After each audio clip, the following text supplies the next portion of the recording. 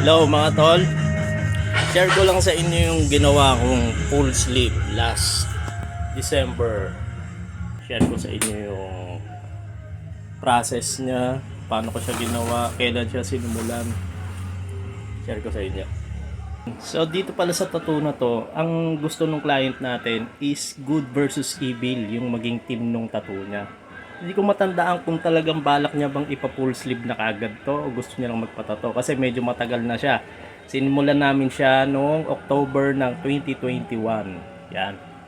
Hindi ko na rin matandaan kung may mga reference ba siya na design o ako na lang din talaga yung gumawa. Nag-usap lang kami ng mga ideas ganyan. Tapos ginawan ko na siya ng design. Dahil since nga na wala rin naman akong makitang eksaktong reference online nung shoot talaga doon sa spot na paglalagyan doon sa katawan niya, so gumawa na lang ako. Tapos hinanap ko yung original drawings nung design. Hindi ko makita yung una yung may Saint Michael tsaka yung may Demon. Hinanap ko na lang siya dito sa Facebook account ko. So ito, nakita ko siya. So nakalagay dito na pinost ko siya noong October ng 2021. So noon namin siya ginawa, noon namin siya sinimulan yung unang yung pinaka Saint Michael niya.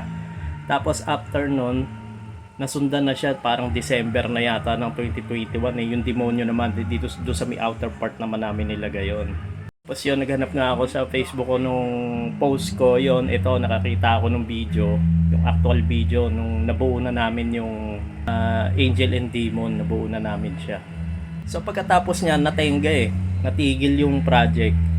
Kasi hindi ko nga matandaan kung talaga may balak siyang ipa-full sleeve yan o yan lang talaga. At saka undecided pa rin siya sa background kung lalagyan ba namin ng kulay o black and gray na lang din yung background. Yun, nahinto siya ng halos 2 years. Kasi nung bumalik siya sa akin para lagyan na yun dito sa may bandang balikat dito. July na yun ng 2023. So hindi ko na rin dahil nga matagal at saka marami rin tayong ginagawa. Hindi ko na rin matandaan kung idea ba niya yon, yung design na yon, o idea ko. Siguro pareho naming idea na rin siguro yon kasi bagay naman siya dun sa sleeve kasi papunta na siya sa hindi na siya good versus evil, parang papunta na siya sa biblical something Parang ganun na yung magiging kwento ng sleeve. Ganun pa ako ng mga reference ganyan. Pero wala akong nagustuhan So gumawa na lang din ako, nag-drawing na lang din ako na design. Na-shoot din doon sa Siyempre yung mga body part na yan, bago natin gawa ng design yan, sinusukat muna natin yan. Para pag gumawa tayo ng design, shoot yung gagawin natin. Diba? Ito, nakita ko yung original na drawing. Naghalongkat ako dito sa mga files ko. So nakita ko nga, din-drawing ko siya noong July ng 2023. Kasi pinipirmahan ko yung mga drawing para pag binalikan ko siya, alam ko siya kung kailan ko siya ginawa. So yan, ito nga yung Seraphim. Seraphim nga yun na pag-usapan namin na ilagay na lang doon. At yun na lang siya, wala nang iba pa. Siya na yung parang pinakabida ron sa part na yon dito sa may taas nga na to. Tapos yung drawing na yan, maliit lang yan para mabilis ko lang siya matapos. Ang ginagawa ko kasi minsan, nagdo-drawing lang ako. Pero naka-scale naman yon na kung sakaling i-scan ko siya, i-zoom ko siya, shoot pa rin siya doon sa sinukat kong body part o doon sa area nung lalagyan ko ng tattoo sa katawan. So ganun yung isang diskarte ko. Yan, nag-drawing lang ako ng hindi siya kalakihan para mabilis ko nga ma-drawing, mabilis ko rin matapos. Tapos ini-scan ko na lang siya. Nilalakihan ko na lang siya pagka pinprint ko siya bago ko siya i-stencil ng manual stencil. Hindi yung nakamakina, naka-manual lang ako mag-stencil, yung ganun. Nung nagawa na nga namin ito, yan yung Seraphim na ilagay na namin.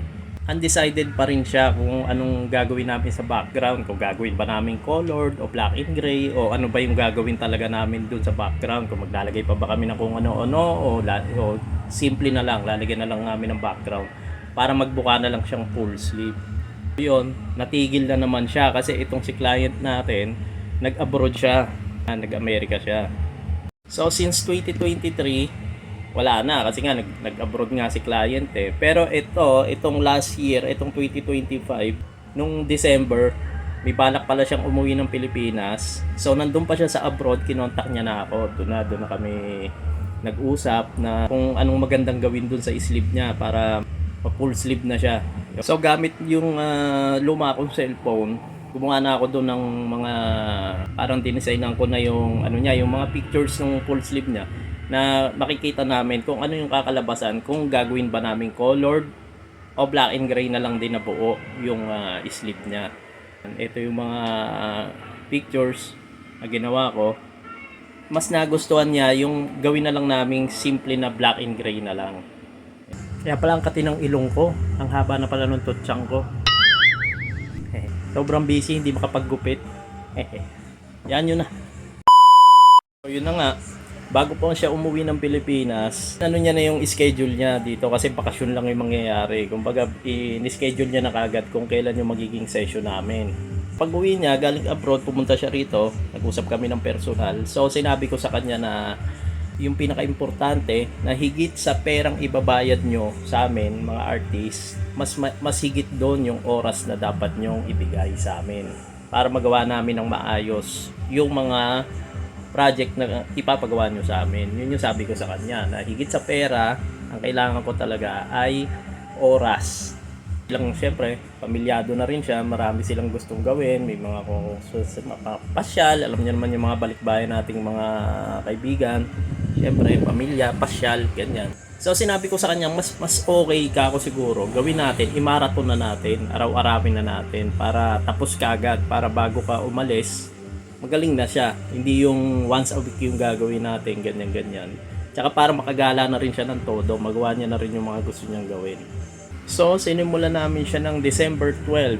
So, ang ginawa kong process, imbis na mula sa baba, nagsimula ako sa taas. Kasi nga, imamarathon namin to eh. Mas maganda kasi yung marathon na magsisimula ka sa taas, pababa. Kasi para hindi mo na ma-stain sa susunod na session.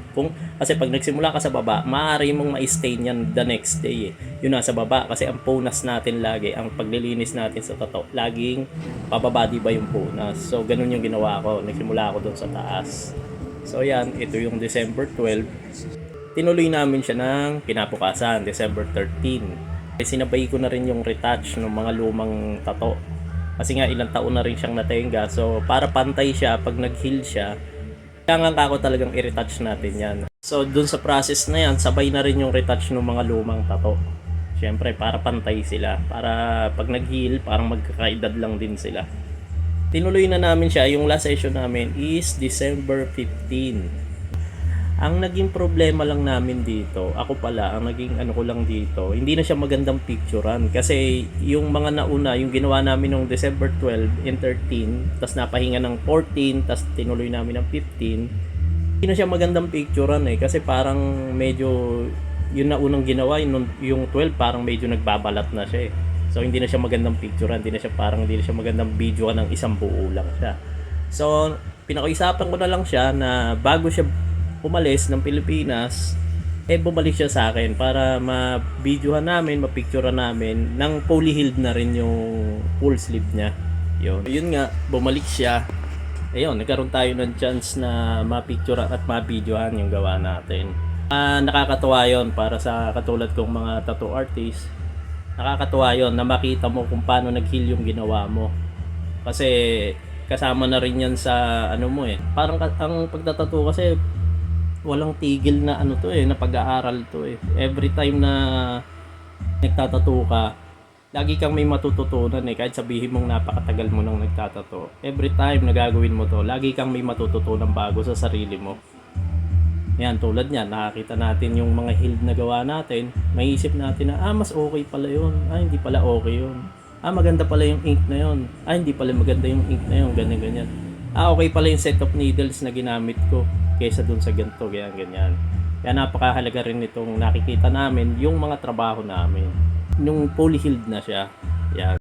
Tsaka yung background pala na yan, pinrihan ko na lang pala yan. Hindi na ako nag-stencil dyan. Freehand na lang para swak na swak, shoot na shoot doon sa paglalagyan.